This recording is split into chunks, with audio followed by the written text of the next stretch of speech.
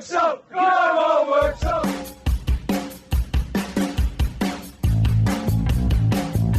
Hello and welcome back to Tiger Talk, the official podcast of Worksop Town Football Club. It is episode 11 and Happy New Year as we enter 2022. And we come into today's episode off the back of a big victory over them lot in South Emsall. Joining me for the first time this year is Luke. How are you? Hiya, Dev. Yeah, I'm good, thanks. How are you doing? I'm not too bad. I've picked up a bit of a cold, as everyone does at this time of year, but it's not keeping me blue. Worksop are on a good run. I think with 3 straight wins in the league, 4 straight in all competitions. Here's what's on today's show. Obviously, we're going to talk about that little game that happened on New Year's Day against Frickley Athletic where we beat them. We're also going to talk about a little bit about Frek's comments as well, because I think it infuriated a couple of people anyway, and do a bit of a myth buster. We'll also hear from Paz on that game. We'll also hear from Stephen McDonnell, who answers some of your questions, but he also talks about hitting 75 appearances for the club. And finally, we finish off by looking ahead at Pickering Town on Saturday at the Windsor Food Service Stadium before looking at the rest of the hectic schedule in January. So let's get into it.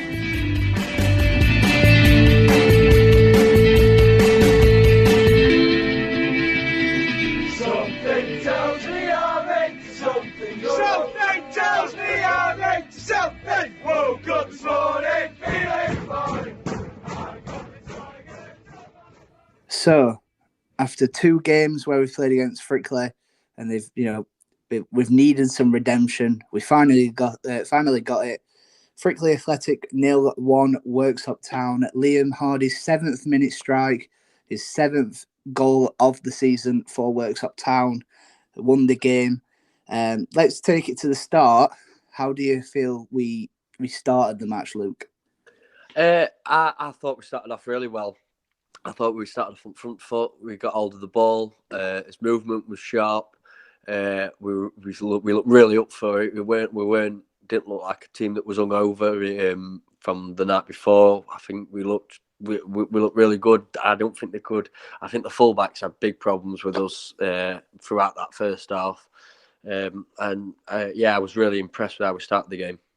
I thought the combinations, in my opinion, were the most pleasing aspect to that first half. I mean, throughout, if you look at the goal, Alex played a 1-2 with Vaughan Redford and then obviously passed it across for Hardy to finish. It was a simple finish, but, as a goal scorer, that's your bread and butter.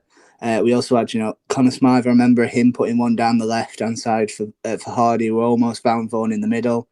And there was one as well where Macca found Picton. Picton put a lovely ball through to Hardy, who then forced a save out of the goalkeeper with his foot. Do you think that obviously a lot of questions have been asked about the quality of the game itself from Paz and from Dave Frecklington, but do you think we did see some good quality, especially in that first half? Yeah, the pitch was very bobbly. You could see it was bobbling about. There was a slope, which Paz talked about. I thought we played well with the conditions that we had dealt with us. I thought it's not easy to play on surfaces like that because it's very hard to the ball's not moving around as slick as it is at Sandy Lane. When we play that good football at home, it's nice to see it on a good surface. But I thought we dealt with it really well. To be fair, I thought we worked the channels really well. I think we got round them a lot and caused a lot of problems because we were getting balls in behind and defenders were backtracking. And I thought it was a very good first half from Worksop. If you're a bird's eye and you're looking at the view of the pitch, and if you remember the Football Manager and Championship Manager games with a little when it was the dot style passing it around. If you look at how Worksop set up and the 2 centre halves in Danny Burns and Adam Watson, 2 central midfielders in Jack Broadhead and Cody Cromack, and just draw a little box there. Obviously, Frickley were struggling a little bit, and when they brought a little bit of that feistiness, do you feel like that little 4 players stood up to that with some big challenges in the middle of the park? Yeah, I think so, throughout the game it was a physical game because I mean it's local derby. They want to get one over us. We want to get one over them, and it's about winning that physical battle in that middle of the park. I thought the four that you mentioned there did really well, did the job.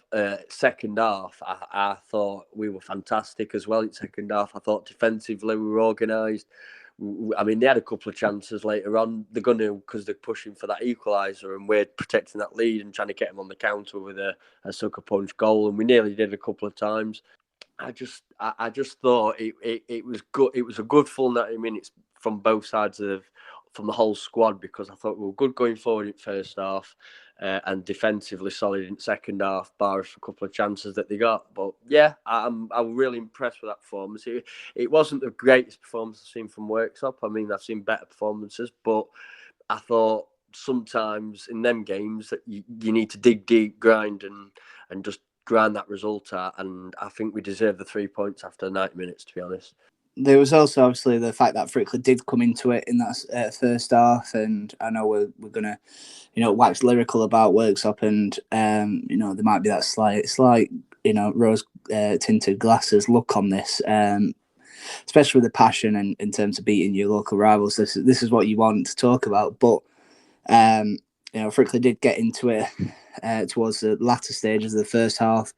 I think Brad Wells nearly took advantage of a mistake from Burns, but just didn't really have the pace to get in behind, and I think we dealt with it in the end. I remember one though, he made great movement to work the space, but Seb saved. But one battle that I wanted to mention, mainly because it was, we were in a great position for it, was Stephen McDonnell and against their right back Ben Morris in that first half. Just how good was Macca coming down that left hand side? Oh yeah, he was brilliant. He was working the channels well. He was big. He was strong, physical. Defender just couldn't deal with him. He was just too much of a better player. And when you're looking at him on New Year's Day, you can just see how far forward he's become when he first came to the club. He's a brilliant player. I mean, he can play anywhere on that front line, and I think he's really improved. I mean, there were a lot of runs there that were making him behind that right back that you mentioned, and yeah, I thought it was a good display from Macca. I thought he did well and caused them problems in the first half. I think that Morris will probably still, every time he closes his eyes now at night, he'll see Macca and Alex Starshenko there, and it'll give him nightmares. But I think Macca were just fantastic. I mean, Alex put him on his backside and then said, because I think he might have picked up an injury, whether it's an injury or one of them where he's gone, that they scored because, I'd just pulled up a little bit, and he went off at half time. But obviously Alex said that brilliant comment of, I'm not going to put it into terms because, otherwise we'll have to age restrict the podcast. But he said, on the lines of Mackie, you've really done him here. And he weren't happy the right back. And we'll hear more from Macca in a little bit, obviously with the Q&A and talking about his 75th appearance. Now on to the second period, Luke, and we mentioned there was a big contrast. Before we get into some other comments from the other manager, what were your thoughts on that first bit before Seb went off? Yeah, I thought defensively we were good, we were solid.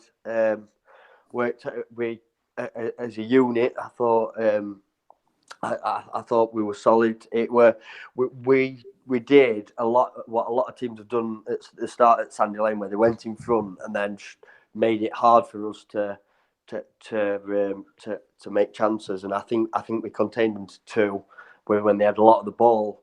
But I just thought it were a different type of game that the second half, and up to the injury. I think we were sound. And Seb was brilliant up to the injury as well. I think he commanded his box well. He made a few good saves, and yeah, it was a good performance all round. I think Frickley will obviously get the possession stats in their favour. I think they had a lot more of the ball, but I think they used it really poorly. I don't think they put it in the right areas. You think about the two sitters they had. One of them, it dropped to him from a, when the ball's hoisted into the area. It dropped to his feet and he's put it wide, despite Seb trying to come out for it and being blocked off. I think it was an open goal at the time, and he just put it wide. The second one, I think Watson. Obviously, there's a slope, but there's also the wind, because it's in the middle of nowhere.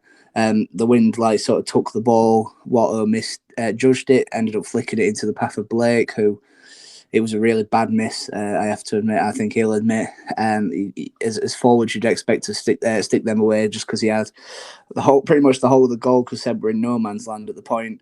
But we survived that. Now we go on to an episode and a new segment of Mythbusters. Obviously, Frex's comments in his post-match interview. I just didn't agree with them. I don't know whether I was just riled up from a previous tweet that he'd put out that is now being deleted and will not mention that again. But he went on to say, they didn't cause us any problems and they dominated after 20 minutes. Do you feel like? I feel like that's a false reflection, Luke. Yeah, I totally agree. First half, we had full control at first half. We could have been 2 or 3-0 up. I think they had a couple of chances. I think they put one over the bar on the edge of the box towards the as we were heading towards the interval. But I just thought we dominated that first half completely. From a Worksop point of view, I thought we had bags of chances early on, and the tempo kind of slowed, and both teams were trying to carve another chance out, and it were to and froing a little bit, and then we got back onto the ball and started creating more chances in that at the last stage of the first half, and I thought we were looking 2-0 up going into that half time. But yeah, I just think I agree with second half. I think there was the better side. I think he's probably said it as if they've had bags of chances, but they only had a couple of chances where they should have scored, like you say, the open goal and the flick over Seb. But I just think he were probably raw emotion after the game, which is you do see with managers, and they say things that maybe he's thinking, well, I probably shouldn't have said that, or maybe he doesn't. I don't know, but me personally, I don't agree that we only had 20 minutes and that we didn't cause them problems. We caused them problems. We caused them problems, even in the second half, because we were containing the attack. When they were trying to go forward, we were containing the attacks. Yeah, they, like you said, they could have probably done better with the ball. I totally agree with that. But I just think we caused them problems in first half going forward, and causing problems with them going forward in the second half.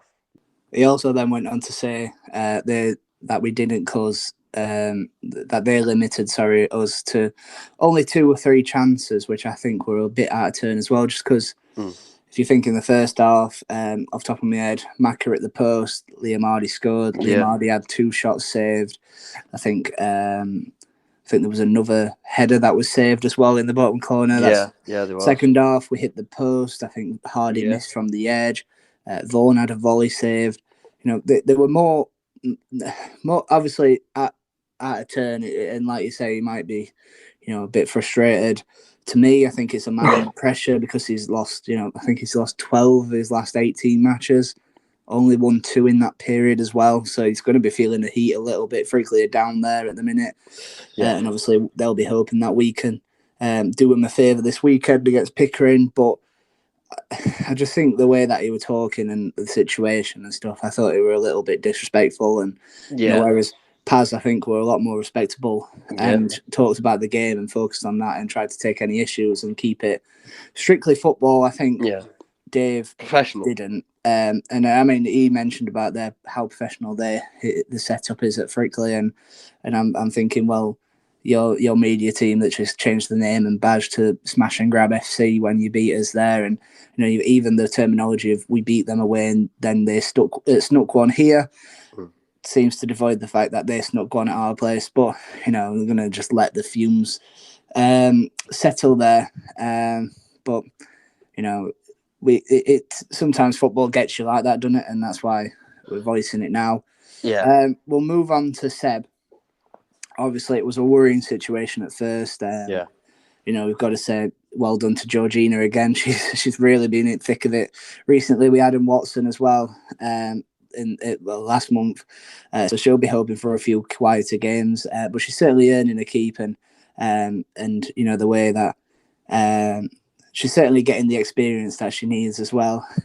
So obviously we offered a little update and, thanked Georgina and Frickley's physio. We didn't get the name of, so I apologise. But them two worked well together. Obviously, Terry Bonser, I think, drove Seb to the hospital because the ambulance wait was about 45 to an hour. So he got him straight there. Liam Hardy was with him. A couple of players also helped out. And Liam Hardy said, just left the hospital, big Seb, all good and stable and in the best place. Luckily, it's not his heart, it was his stomach. And he obviously finished that off with a great win and a cheeky tap-in, which you've got to love them. So obviously then Seb tweeted saying that he felt better and hopes to see us on Saturday. Thank Georgina again.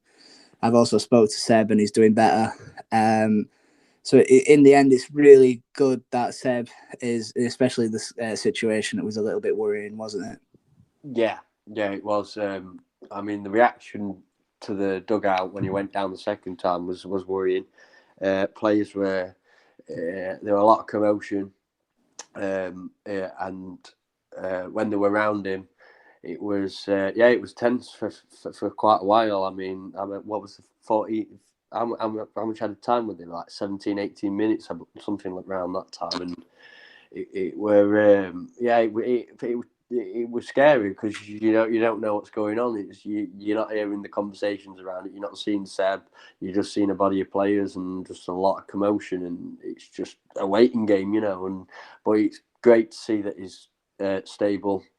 And hopefully he gets to full health very soon, and I wish him all the best, and I hope to see him back in the sticks at Sandy Lane very soon. Ditto as well. Just health and family comes first, but obviously we want to see Seb back in goal. The person that replaced him, obviously, Parry had the Neil Warnock type approach in not naming any keeper on his bench,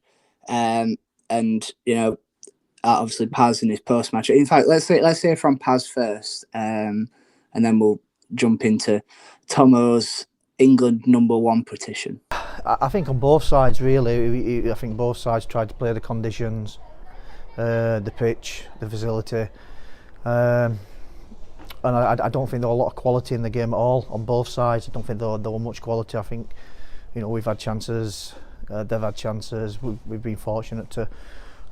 If there was a little bit of quality, we've probably been fortunate to have that little bit and take the chance, and that's how we get the 3 points. Don't get me wrong, I'm happy with the 3 points, but we played the performance for the conditions, not normally how we play. There was obviously Frickley came into it in the second period, and you say about the quality. There was some great combinations in that first half. What do you think were the biggest difference between the first and the second? Well, obviously, when you're going down the slope, it's renowned here. Especially with the wind today as well. You've got to take your chances. You've got to get teams out of sight. We didn't do that, and then they played the conditions second half. I don't think they played it as into the right areas to what we were expecting, to be honest with you. But for us, we've had some of the chances to put it to bed, and we hadn't done that. But then again, we've dug in deep. Again, a lot of things have happened in the game. We've dug in deep and we've come away with the 3 points. So, Obviously, towards the end, when Ben had to go in goal, made a cracking save, a good catch. What were your thoughts on his performance in a new position?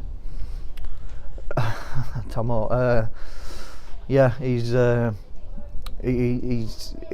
done great when he's come on. Obviously, the save, coming out for a couple of things, and he's off at moon in there with himself with the performance.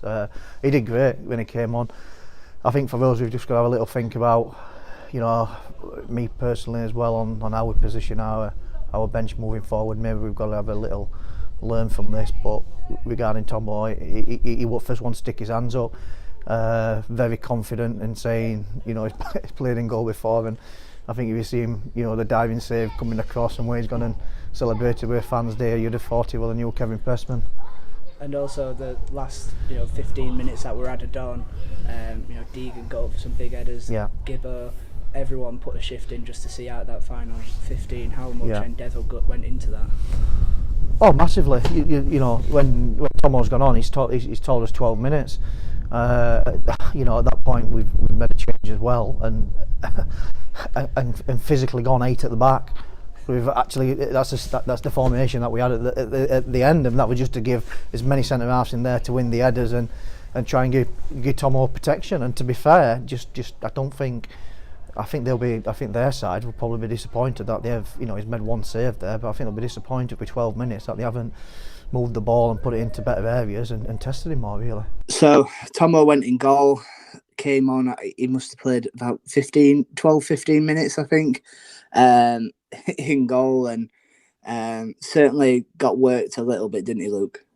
Yeah, he got chucked in the deep end, really. I mean, but it's like what Paz said when he said Tomo's a great squad player, and he in this time of need, he's the first one to put his hand up. And I know Paz said he played in goal a few times in his career, but he was brilliant. He looked confident. When the couple of shots that he saved, they were good saves. They were really good saves. I think one down to his.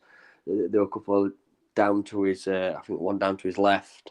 And he was brilliant. He didn't look out of place. He didn't look like a striker in goal. He looked like a reserve goalkeeper that came in and did a job for us. He was brilliant. I think towards the end there were a ball that come in and he come out and grabbed it and sat down, as keepers do, and not keep hold of the ball. And it was great to see, and chanting his name after, and I'm sure he loved that, and it looked like he did. And it was just great to see after the game, Worksop fans and Tomo together. The whole squad came over, and hats off to Tomo, who was brilliant. And he's a good guy, Tomo. Obviously, he made the save from Leon Metham's free kick, which I'm sure Mets were eyeing up that equaliser.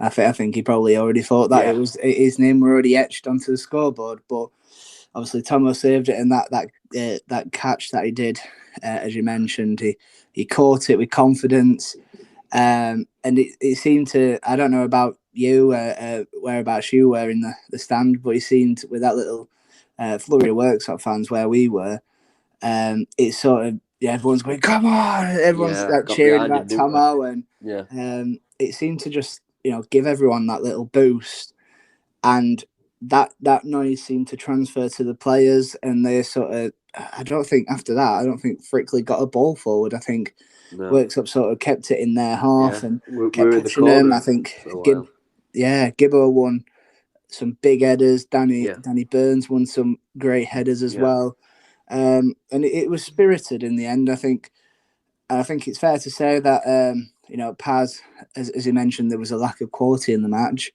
but what it did lack in quality was probably made up for with endeavour and fight, Luke.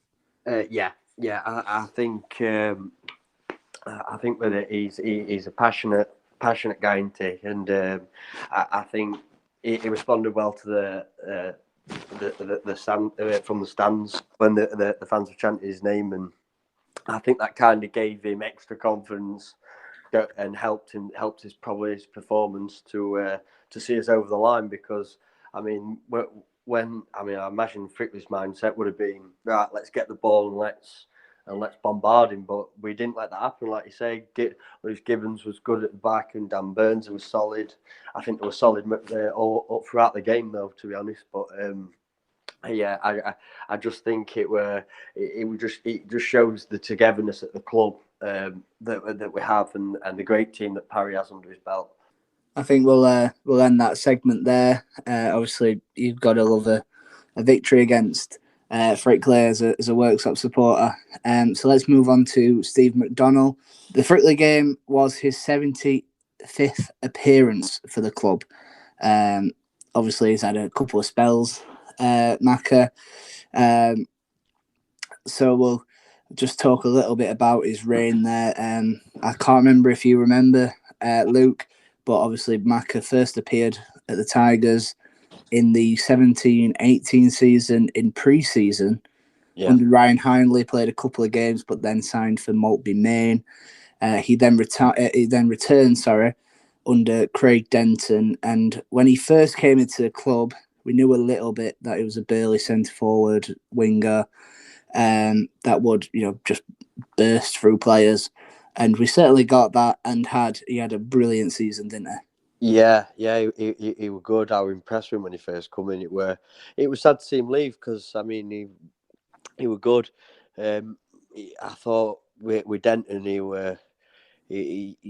that side was just it was a pleasure to see, and I think Macca was very instrumental in that side for us to go on and win and do the double. I think that I'm not going to see a season like that. Hopefully I do.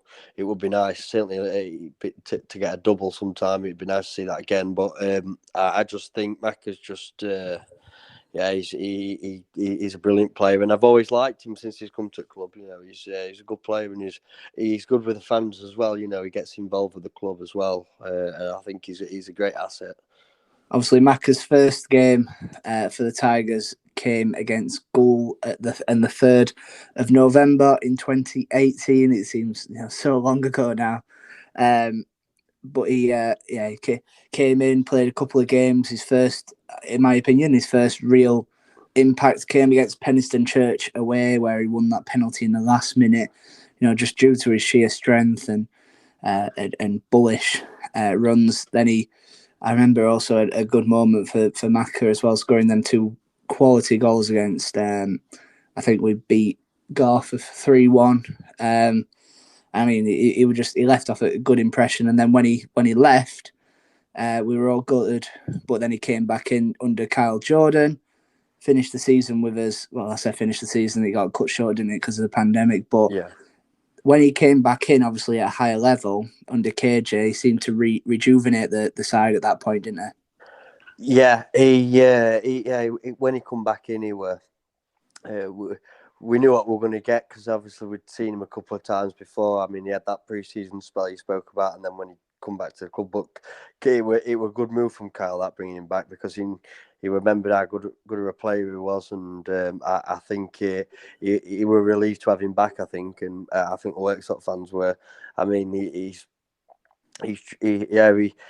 kind of like. Going forward, we just looked a lot more dangerous going forward because of how dangerous of a player he is, and I think other players feed off him when he's in that mood. And obviously, then he also was playing in the side that when we went through that debt, he was part of that side. Then obviously left when Paz came in. I think Paz did want him in the end, and obviously got his man this season. The start of it, came back. Obviously scored a hat-trick on his debut in the friendlies, which is you can't have worse worse situations to say. Look, I'm back, but I feel like this season, especially, we're starting to see a lot more from Macca in terms of the right decision making, when to make a pass and when to make the run or the shot, and I think we're seeing a much improved player. Yeah, we are. I mentioned it in the last podcast about several players in that squad that when they first came with Parry, they were to now they're totally different players. Like you've just said there, his passing's better, his movement's better, his finishing's even better. I mean, them 2 goals he scored against Cleethorpes, where they were great goals. And that's from his movement and sharp finishing. I mean, one of them was even a tapping, but it was he hit it so cleanly. It was just with confidence, and I just think he seemed to have matured as a player under Parry. And I think it's also congratulations to the management team that have helped him become this better player as well. And it's encouraging to see as a Worksop fan that the players are getting. Becoming better players, and I think under Parry's philosophy, I think they are. Obviously, we've recently had the talismanic Liam Hardy come in, and I must say, I think I forgot to mention it, but that run that he did against Frickley when he came down the left-hand side. I think he took 3 players out of the game there. Yeah. But obviously he's come in, took that sort of goal-scoring edge off. But Stephen McDonnell still hit 10 for the season. His best return for the Tigers. Takes him up to 25 goals overall. But especially this season, his goal-scoring antics seem a lot more, whether it's, like we've seen some spectacular goals, but he seems to just be so much better in and around the area. Yeah, he does. I think his movement is like a bit of a fox in the box at times, and plus it takes the pressure off Liam as well to score goals, because if he's chipping in now and again, and helping out, it's not always on one person. And I think having that combinations, you mentioned it in the interview about the combinations in that first half and the movement where he took the 3 defenders out. It's intelligent football, because they're both intelligent footballers, and I think they'll feed off each other. But it's great to see Macca back, and I can see him being at the club for hopefully a long time. And it's great to see. So let's hear from Macca now. I sat down with Steve on Tuesday night after their training. Then they all went in for an Indian and had like a team bonding meal / whatever you can call it at the 1861 Coffee Lounge. It's not an advertisement yet, but it's open, and I think they're doing a little bit of a giveaway currently on their page. So just type in the Tigers Den and have a look there.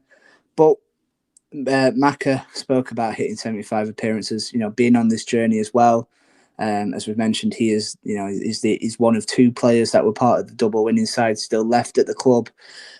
He's one of 3 that went through, which nearly saw the club face closure in February 2020. That's not their fault, obviously, but he's been in that emotional roller coaster with the fans, and somebody that connects well with the fans. And he obviously said that in the interview, saying that they're a great bunch. So let's hear from Macca there. And he also asks, answer some of the Q&As that you put in. Obviously, when we get players on, we'll put a tweet out asking for your questions, and either on Instagram, Facebook, or Twitter. Well, let's take one of them now. Luke, what is your go-to meal at Wetherspoons? Oh, I worked there for 3 years, and my favourite mixed grill. I used to like a mixed grill, but it's very filling. But I would say mixed grill if I'm going for an answer. I'd have to go for Empire Tower Burger. Very nice. Yeah.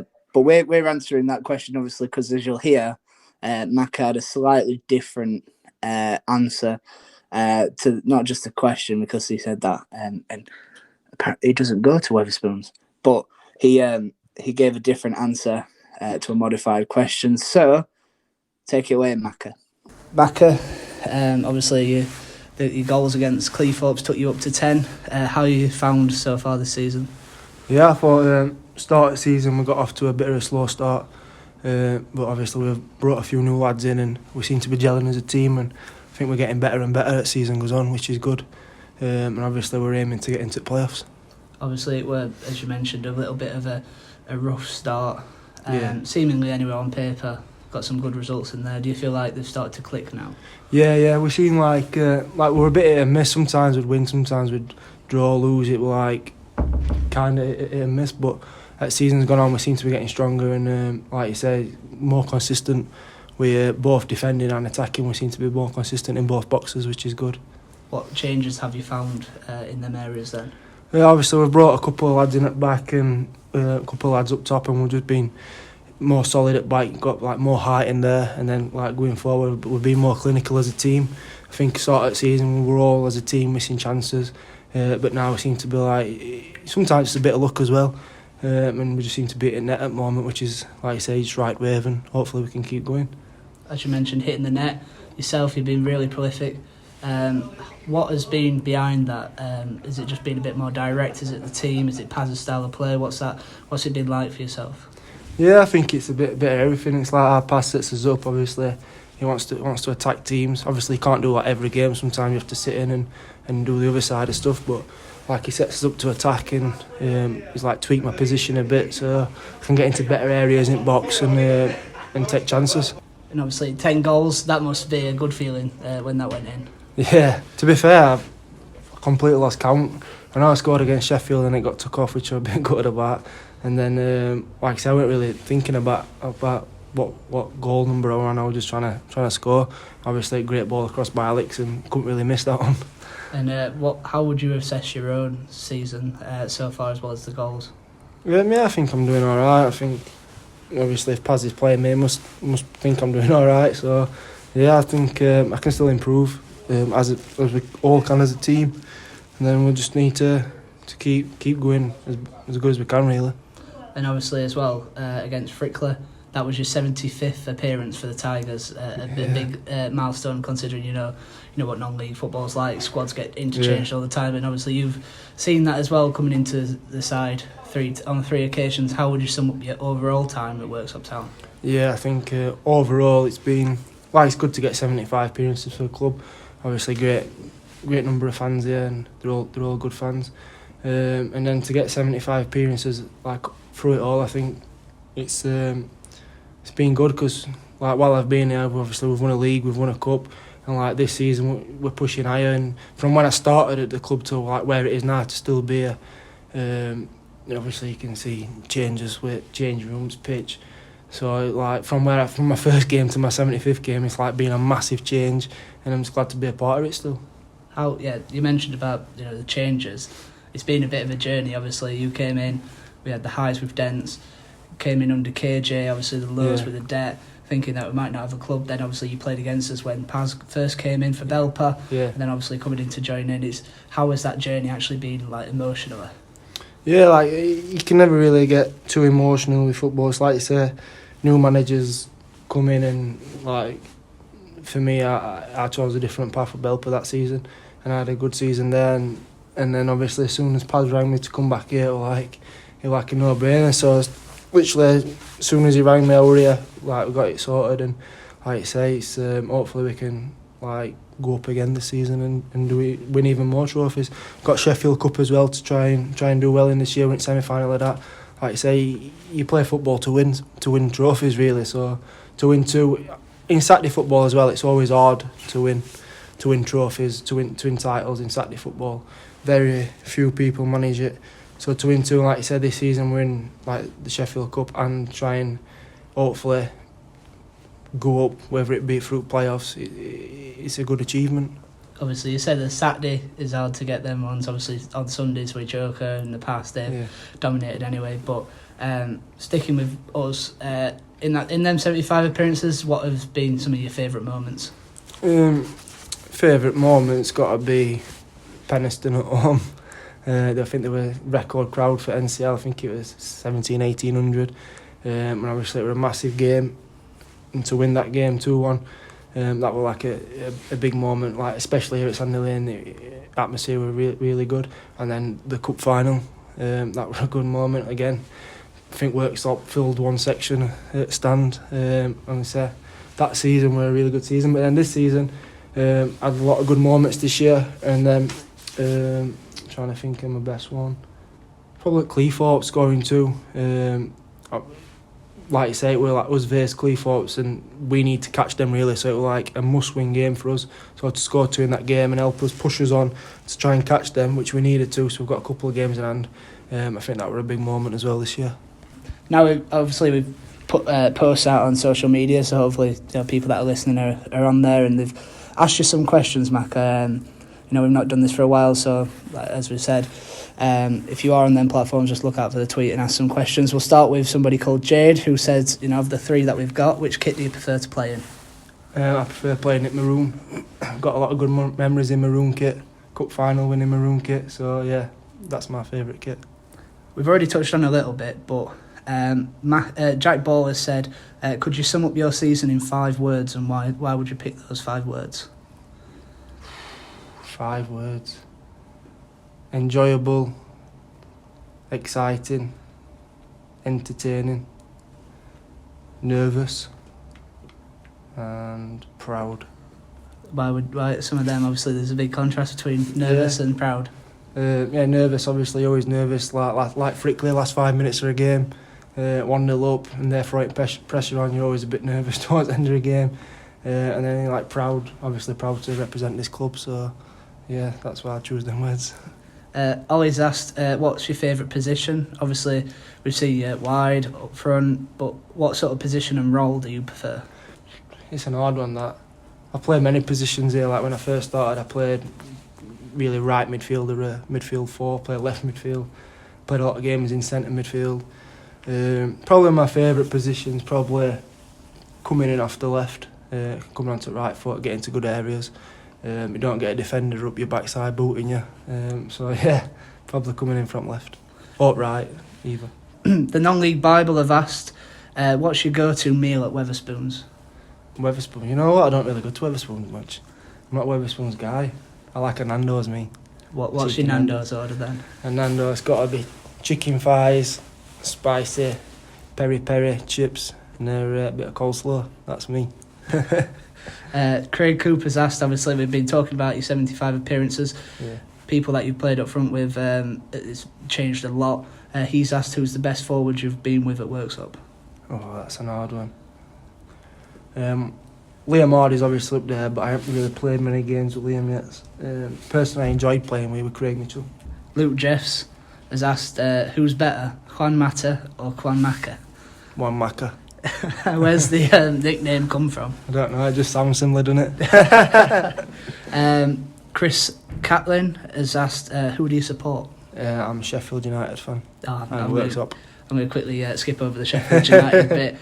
Josh Nodder has already asked, what's your favourite memory with Josh Nodder? Probably winning a lot of trophies together at Joker. Sheffield Cup final, probably. Main one. We've just got 5 left. So Stevie Battle, what do you like to eat before a match? I like cereal. I'm a cereal fan. So yeah, a bit of crunchy nut. I don't like eating much before a game, to be fair, because I don't want to feel bloated when I play, so I never eat heavy before a game. So yeah, a bit of cereal in the morning, and then probably a banana before game. Rui's asked, what player do you like the most? I assume this is in world football, so maybe someone who you probably model your game off. In world football, got to be Cristiano Ronaldo, innit? He's the best, innit? He's the GOAT, as they say. Yeah, Ronaldo. Will we see you do the Sue celebration anytime soon, or is that too cringy? I'll do it. Next time I score, I'll do it. For you, Dev. Bill Raff has asked, who's your favourite teammate at the club? Favourite teammate? Not really like any of them, to be fair. Paz. It's got to be Paz. Or Deegs. I'll wait till he gets out of the room and then you can say. Sykes has popped up saying, who's the oldest player you've played with? Oldest? Got to be Danny Patterson, hasn't it? No one knows his age.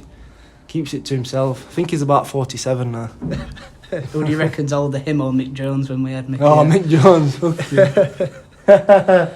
Yeah, he's a character. And finally, this is probably one that we should have asked first, but Dylan Moz1 has asked, what made you go into football? I don't know really. When I was about 4, 3, Mum got me a football, kicked it about and that, did a few headers in garden, and then started playing under 6s, and obviously it's just stuck really, and I really enjoy it. Really enjoy playing, and yeah, that's it really. So that was the Q&A with Macca. Hopefully you enjoyed that, and as I said, make sure to keep an eye out on social media. Go and follow us. Hopefully we'll put out some decent content in 2022. Just gonna that's a great advertisement, I think, Luke. But now we'll move on to Pickering Town, who are our guests at the Windsor Food Service Stadium on Saturday. Before we go into that game, let's reminisce a little bit. Obviously, we beat them 4-1 back in October. I think I'm trying to, off the top of my head now, I think Macca got the opener, then Liam Bateman scored, and then in the second half, which was a fantastic second half, James Baxendale, obviously now departed James Baxendale, scored a brace.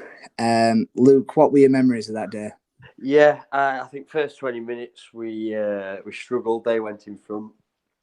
Craig then changed the shape. I think it were Adam Watson's debut as well, if I remember. Cause I'm sure I interviewed after. And yeah, it were a great performance. Again, it were going forward. We were slick. We looked dangerous every time we got ball. We thought we were going to go forward. It looked like we were going to score.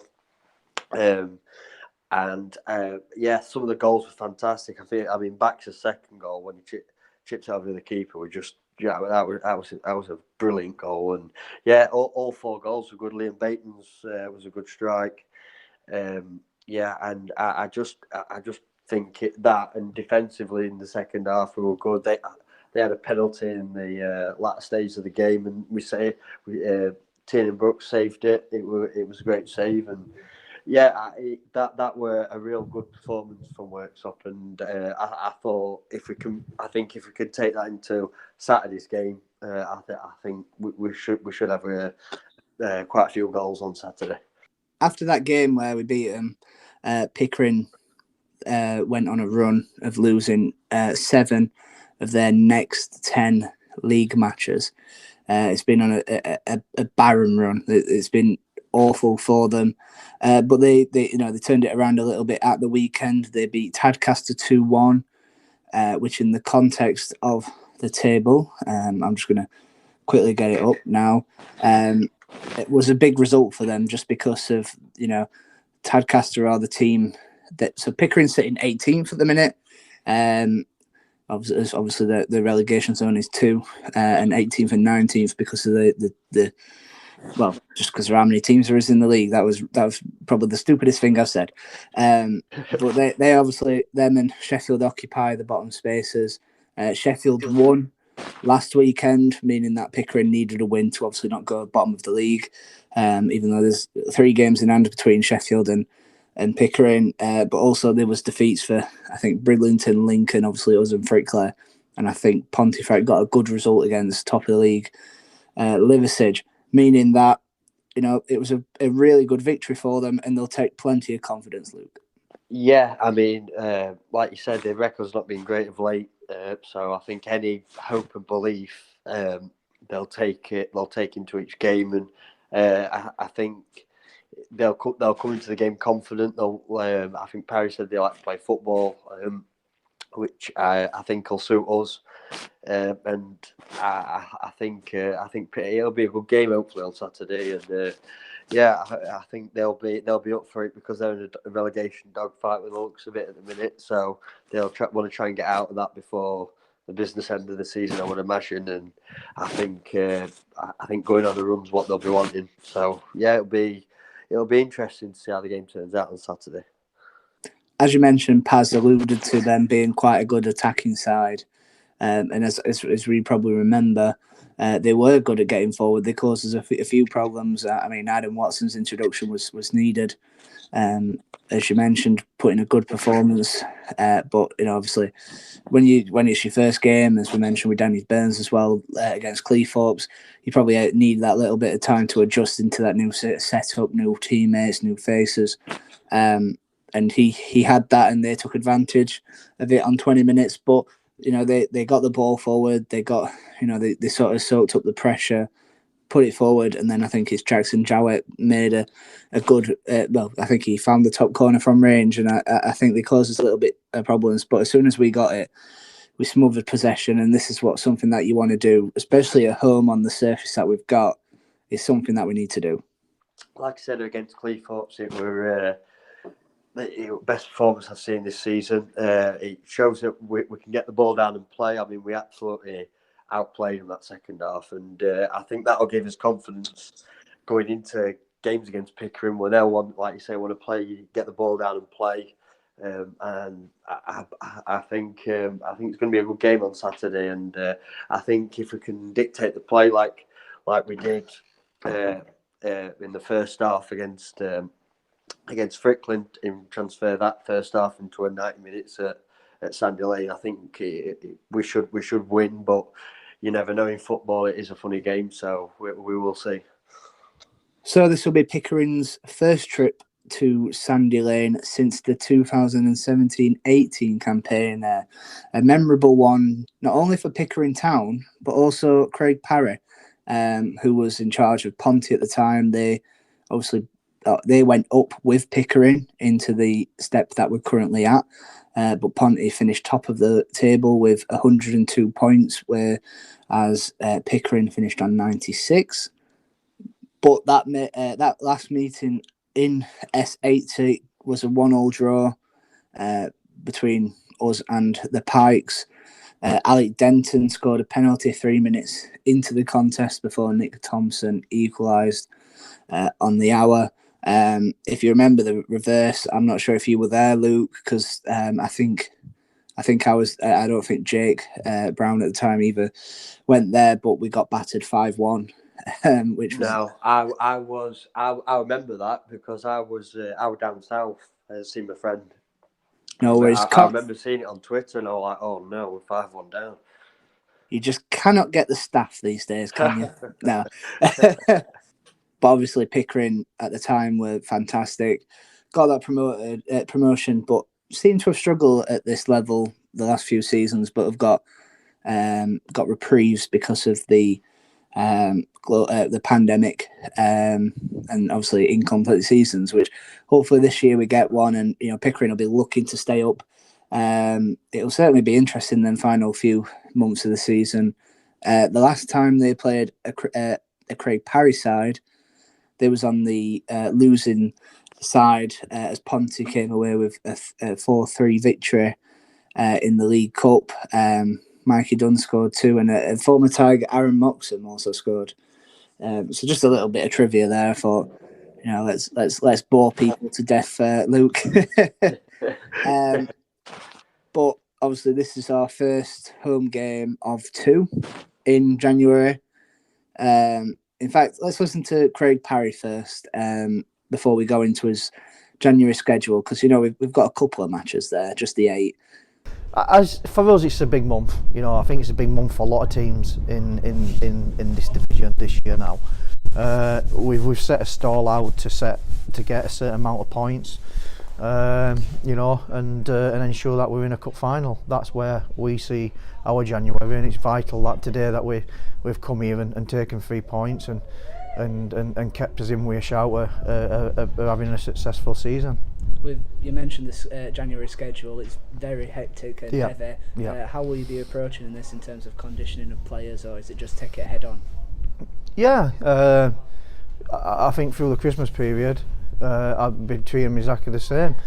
I trust my players. I'm very strict on the weights and what the physiques are like. So if they're fit and they're fine, sometimes training's irrelevant. Really, you've got to give them time at home. You've got to keep refreshing and getting used to them. So, I'm sure many teams have had the players in over Christmas 2 or 3 times. We haven't trained once over Christmas, but we've approached every game tactically right. We've got information to the players. We've ensured that they've been looked after. We spoke to them over the phones and ensured they've been looking after themselves right and not just sat in a pub. And we've trusted the players, and that'll be exactly the same way we'll be dealing with them through January. I think I've got a good bunch in there, very good bunch that I know I can trust them, and they'll be, with the games coming so quick and fast, and the amount of games we've got to do, sometimes resting up is just as important as getting out on the training pitch. Pickering on Saturday. Yeah. Obviously we saw when we went to their place how they threatened in the first 20 minutes, but then your side turned it around. What are you expecting them from this time? Well, we obviously know Pickering are very good going forward, and we know they've got some danger men there. They've got a lot of youth, they've got a lot of energy, and they like to play football. And obviously on a 3G pitch, it's going to be ideal for them. So we'll have to see how it goes, but we'll be taking it very seriously. And it's only 3 points available, but it's a big 3 points again for us. And hopefully we can, take the points and have a positive outcome. Right, so there's Craig's thoughts on the upcoming game against Pickering and the schedule as a whole. Obviously, we started January with that victory over Frickley. I don't think I've mentioned that more than 10 times yet, Luke, have we? We mentioned we beat Frickley. But obviously, we welcome Pickering to Sandy Lane Saturday. We then have a Tuesday night game against Yorkshire Amateur away. Then we're away against Dunstan on the following Saturday. Then we're, away again against Rossington in the semi-finals of the Sheffield and Hallamshire Senior Cup, before we're away again on Saturday the 22nd against Stokes Park Steels, before we return home Oh, never mind. We have 3 home fixtures as we face Sheffield FC on the 25th before finishing the month with Brighouse Town. And Breathe. That's quite the schedule, Luke. Yeah, I mean, I think majority of the players are going to get minutes in January. I think because it's Saturday, Tuesday a few times there that you said. I think there's a couple of games there that we're expecting to pick 3 points up, but obviously you've got to perform. We know that. I think it'll be interesting. We play like Sheffield FC with backs coming back to the club, and I think that'll add a bit of extra energy to the game. I think the togetherness that we mentioned earlier on in the podcast.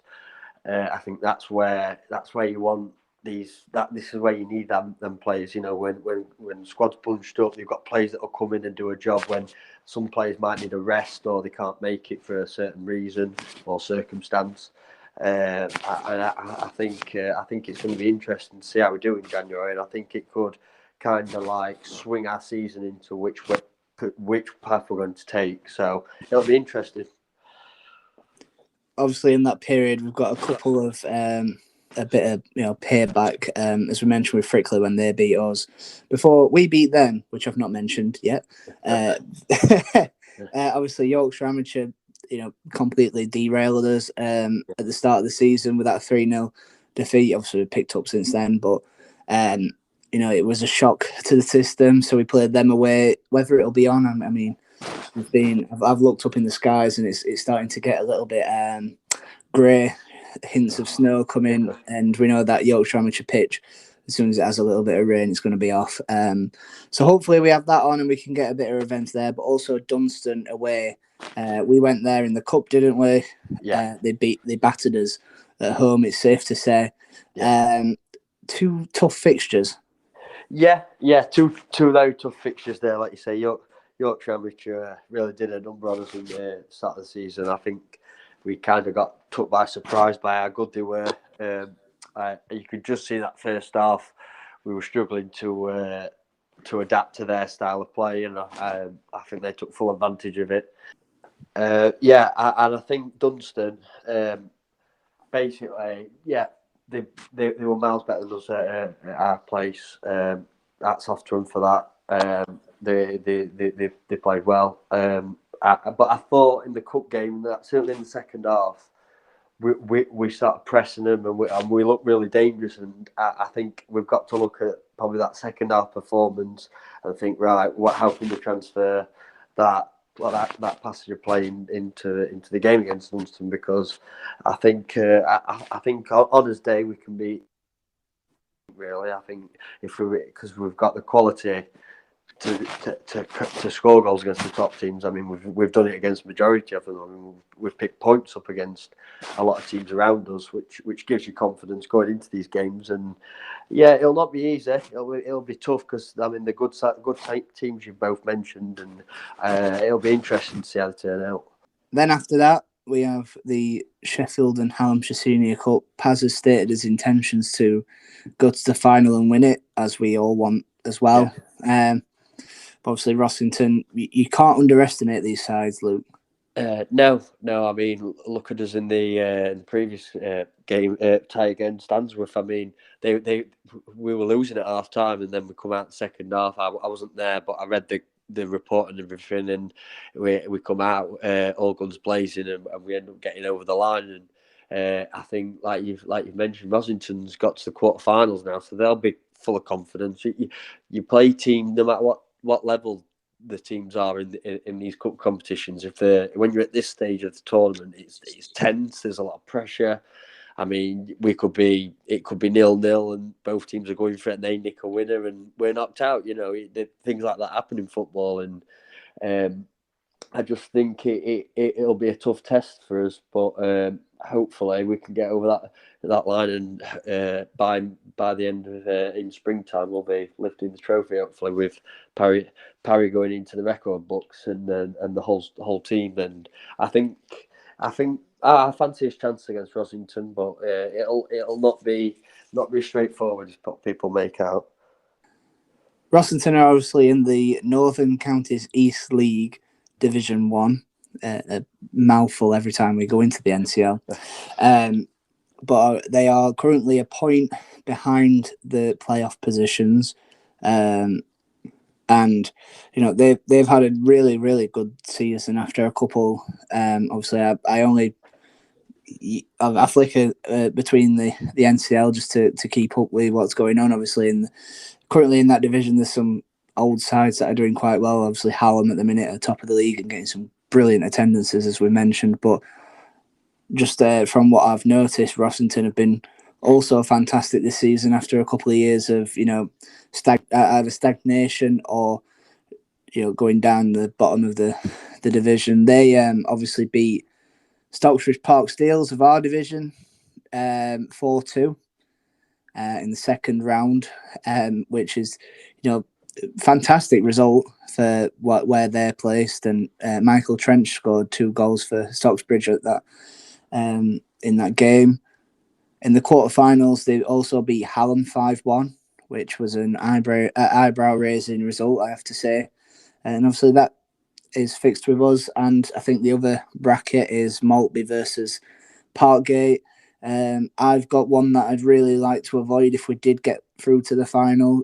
Luke, I'm interested to see whether that mirrors your thoughts. Who would you prefer to face? Yeah, I we want to play Parkgate because Maltby, you know what Maltby sides are going to get. I mean, we've played them a few times, and they're very physical. They'll make it hard for us. It'll be a tight game. But I think both. I think you play anyone in that final, and the tensions there, the pressure's on. They'll want to. They'll have nothing to lose. Both of them sides. But if I could pick, I'd probably pick Parkgate. Nothing against Parkgate. They've got some good players. Like we've played them in pre-season. And it wasn't a cricket score, they played all right. So, I'd probably pick Parkgate. Who would you pick, Dev? Yeah, I think my choice would be Parkgate, just because obviously we've got that history of beating them in pre-season, played them a few times due to obviously our chairman Pete Whitehead. His son is their assistant manager, so there's a little bit in that. If we did get to the final, obviously we've got to beat Rossington, but Maltby is never a good fixture, never an easy fixture. They always put up a stern test. They are they are a dogged side, but they're always tough to play against, and ultimately that's how that's why they've been semi-successful and always challenging. The positive would be if we did get through and they got through, is that we'd play them at a football league ground hopefully, and not at Muglet Lane, which would benefit us, especially because it could be a height of summer, and that pitch always seems to be in Antarctica. It's absolutely freezing. I don't know if it's got its own stratosphere, but it's definitely got its own climate. Anyway, moving on to the final couple of games of the month. We realise that I've just waffled on. We've got Stokes Bridge. Obviously, you mentioned Sheffield with bikes, so we'll skip over that, and Brighouse. So, Stokes Bridge has started to find their feet a little bit under Ian Richards, the former Penistone manager, and obviously Brighouse was a tough fixture away. I think Brighouse are, from what I've read and what I've heard, they seem a good side. They're very organised. They'll be tough to beat. It'll not be easy. We'll have to play the football that we know we can play. I think it'll be another good game to watch, because I think both teams will be going for it. I think January is going to be a great set of fixtures for the fans to watch, and hopefully it's not as nervous and close as in most of the games that we're anticipating. It'll be interesting to see how we go on. What's your opinions? I think Stokes Bridge will be tough, especially at their place. They always seem to be able to get really good results at theirs. I mean, I always bring it up when we play Stokes Bridge, but when we play them, when we had Dents and Mets up top, I think it was Stokes Bridge 4, Worksop 5. One of the best games I've been to as a Worksop fan. But it's always cold. It's going to be weather depending definitely, because as soon as there's a little bit of frost frost down here, up in Stokes Bridge, it's 10 times worse. It feels like anyway, and the weather always gets bad here. And then obviously we've mentioned Sheffield FC. That'll be a tough game anyway, because we've not just got Baxendale wanting to prove a point. Sam Aykroyd will also be wanting to prove a point. They're getting stronger and stronger. And by then, Ryan Cresswell will have built his squad, whereas last time he'd only just come in. He'd had, I think, 1 or 2 games in charge. We were 2-1 up at the time before Adam Watson's injury, which, who knows how that would have finished. And then finally, Brighouse, when we saw them, they really pressed us. They missed a lot of chances from that. Lawrence Surindo, who was second top scorer, I think, in the league. He does cause a threat. Whether he can find the back of the net this time, hopefully not. But they've definitely got options. They recognised early on that we were set up in a 3 at the back, so they put they went 4-2-4 in a formation and pushed their wingers and the 2 forwards against our back 3, leaving 1 man spare, and that's what ultimately led to their first goal. And when Paz's substitutions, he changed it at half time, and we were a different team the second half. So hopefully we get that from the first off. But other than that, we've got some more tasty fixtures coming up in February, March, and April, and it's going to be an interesting second half to the season. And let's obviously round it up now, Luke. Episode 11. Yeah, it's great to be doing it again, Dev. It was good on New Year's Eve to do one then, just as we were going to the new year, and I think the future's bright for Worksop. I want to wish everyone a good 2022. I hope everyone does the resolutions and keeps to them, and hopefully we get to see another great season at Worksop. I'd like to echo that. Hopefully everyone has a good new year. I think I've already broke 2 of my resolutions now. But that's why I don't have any, Dev. Yes, as we found out last week.